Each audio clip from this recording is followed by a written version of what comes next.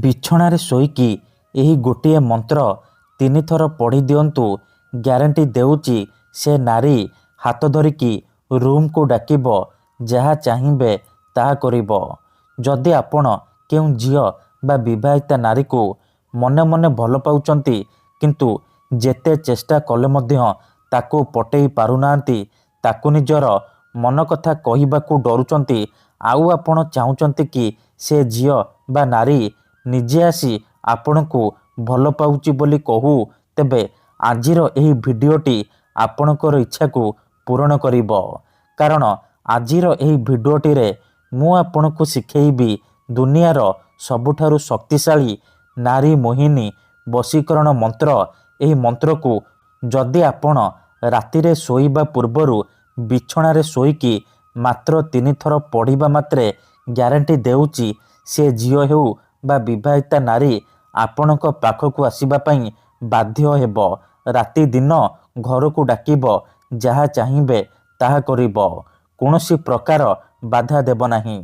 ନମସ୍କାର ଫ୍ରେଣ୍ଡସ୍, ଓଡ଼ିଆ ଫଣ୍ଡା ଚ୍ୟାନେଲକୁ ଆପଣମାନଙ୍କୁ ସ୍ୱାଗତ।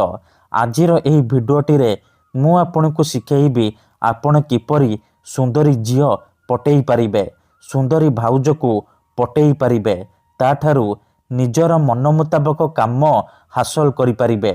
ଏହି ବଶୀକରଣ ଏତେ ଶକ୍ତିଶାଳୀ କି ଯିଏ ବି ଏହାକୁ କରିଛି ସଫଳ ହେଇଛି। ନିଜ ପସନ୍ଦର ସେ ଝିଅ ବା ନାରୀକୁ ଅତି ସହଜରେ ପଟେଇ ପାରିଛି।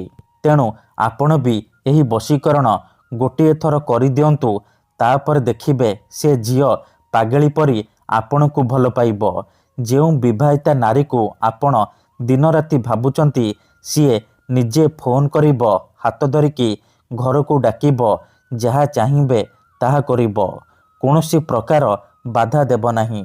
ଏହି ବଶୀକରଣ ସାହାଯ୍ୟରେ ଶାଶୁ, ନଣନ୍ଦ, ଦିଅର, ଭାଉଜ କାହାକୁ ବି ନିଜ ବଶରେ କରିପାରିବେ, ତାକୁ ପଟେଇ ପାରିବେ, ତାଠାରୁ ନିଜର ମନ ମୁତାବକ କାମ ହାସଲ କରିପାରିବେ। ଏଥିପାଇଁ ଆପଣଙ୍କୁ କୌଣସି ପ୍ରକାର ମନ୍ତ୍ରତନ୍ତ୍ର କରିବାକୁ ପଡ଼ିବନି କିମ୍ବା କିଛି ବି ପଇସା ଖର୍ଚ୍ଚ କରିବାକୁ ପଡ଼ିବନି। ଆପଣ ଯେତେବେଳେ ରାତିରେ ଶୋଇବା ପାଇଁ ଯିବେ, ନିଜ ବିଛଣାରେ ଶୋଇକି ଏହି ମନ୍ତ୍ରକୁ 3 ଥର ପଢ଼ିଦେବେ। ଏପଟେ ଆପଣ ମନ୍ତ୍ରକୁ ପଢ଼ିବା ମାତ୍ରେ ସେ ଝିଅ ବା ନାରୀ ଆପଣଙ୍କ ଆଡ଼କୁ ଆକର୍ଷିତ ହେବାକୁ ଲାଗିବ। ଯେପର୍ଯ୍ୟନ୍ତ ଆପଣଙ୍କ ପାଖକୁ ଆସିନି, ଆପଣଙ୍କ ସହିତ ସମ୍ପର୍କ ରଖିନି, ସେ ଖାଲି ଛଟପଟ ହେବ। ଏହି ବଶୀକରଣ କରିବା ସବୁଠାରୁ ସହଜ। ଏହାକୁ କେହି ବି ଅତି ସହଜରେ କରିପାରିବେ। ତେଣୁ ମୋର ଆପଣମାନଙ୍କୁ ଅନୁରୋଧ କି ମନରେ କୌଣସି ଖରାପ ଉଦ୍ଦେଶ୍ୟ କିମ୍ବା କୌଣସି ଖରାପ କାମ ପାଇଁ ଆପଣ ଏହି ବଶୀକରଣ ପ୍ରୟୋଗ କରିବେନି। ଯଦି ଆପଣ ସତରେ ସେ ଝିଅ ବା ନାରୀକୁ ଭଲ ପାଉଛନ୍ତି, ତାକୁ ବିବାହ କରିବାକୁ ଚାହୁଁଛନ୍ତି, ତେବେ ଆପଣ ଏହି ବଶୀକରଣ ପ୍ରୟୋଗ କରିବେ। ଅନ୍ୟଥା ମନରେ କୌଣସି ଖରାପ ଉଦ୍ଦେଶ୍ୟ କିମ୍ବା କୌଣସି ଖରାପ କାମ ପାଇଁ ଆପଣ ଏହି ବଶୀକରଣକୁ ପ୍ରୟୋଗ କରିବେନି।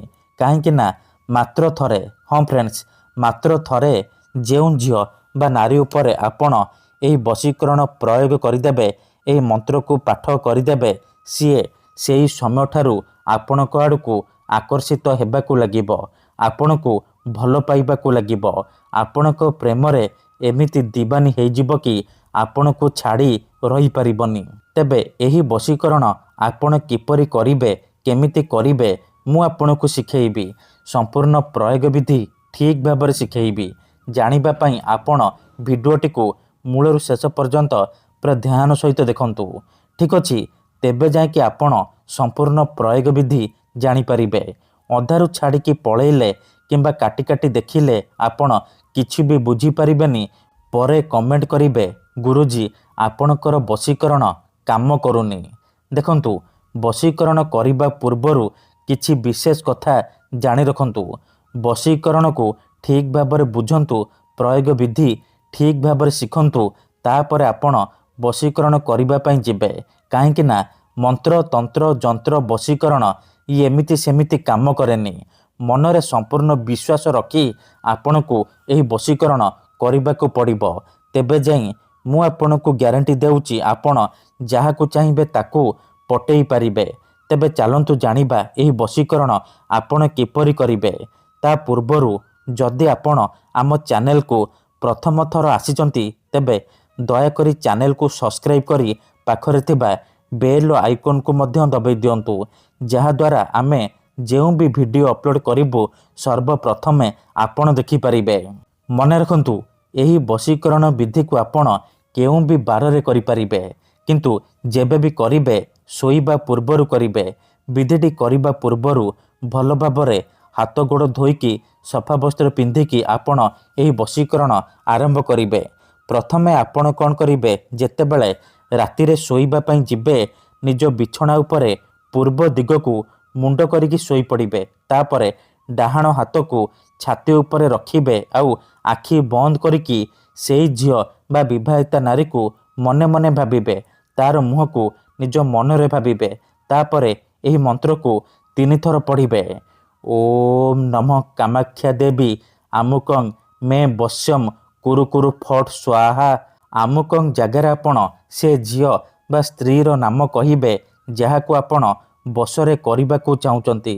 मंत्र को 3 थर पढ़ी सारिबा परे छाती उपरु हाथ को काढ़िबे आउ छाती रे गोटिए थर फुंकी देबे। एहीपरि आपण लगातार 3 दिन पर्यंत रातिरे सोईबा पूर्वरु निज बिछणारे सोईकी करिबे। मने रखंतु प्रथम दिनरु ही प्रभाव पड़िबा आरंभ होइजिबो। से झियो हेउ बा विवाहिता नारी आपण आड़कू आकर्षित हेबाकू लागिबो। किंतु मने रखंतु एही विधि को आपण अधारु छाड़िबेनी। लगातार 3 दिन पर्यंत रातिरे सोईबा पूर्वरु एहीपरि करिबे। तापर देखिबे किपरि से झियो बा नारी आपणक प्रेमरे दीवानी होइजिबो। जहा चाहिबे ताहा करिबो। धन्यवाद।